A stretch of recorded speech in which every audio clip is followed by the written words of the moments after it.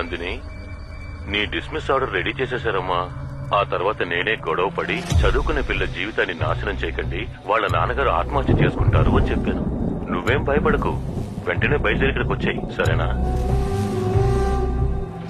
Hello Nandini. సరే sir. నాకు రెండే దారులే అన్నయ్య ఉన్నాయి.